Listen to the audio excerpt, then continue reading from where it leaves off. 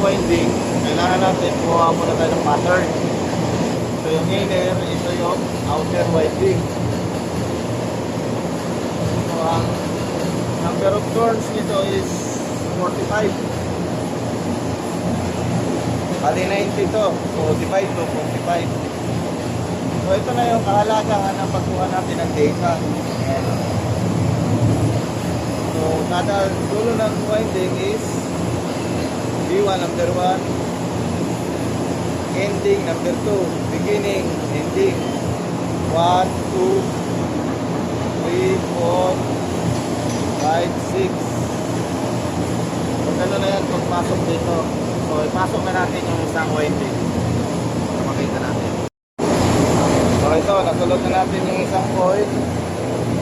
Sunod-sunod na to hanggang mabuo natin yung 18 na coil. Ano, may mga numbering na para pag tapping hindi na tayo mahirapan. Ayan. So isunod natin ilagay yung number pangalawang winding.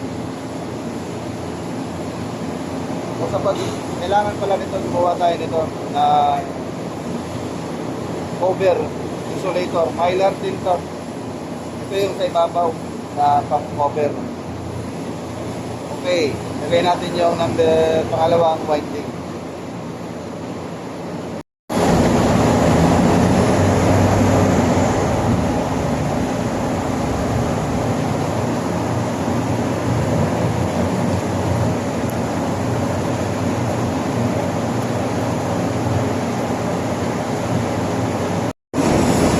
So ito, lalagay na natin yung pangalawang coil. Sunod-sunod na yan. Ito na yung sunod yan. Hanggang sa mailagay na natin yung siyam na coil.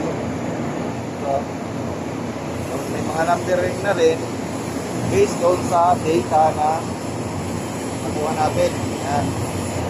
So pagkatapos nito, nalagay na natin lahat ng coil. So tapping na tayo. Yun na yung gagawin natin sunod pag nalagay natin yung lahat ng coil tapping. So ito yung magkakasama based sa number na ginawa natin.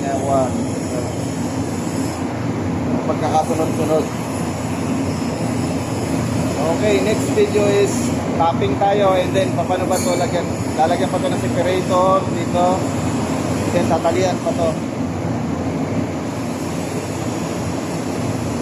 Okay.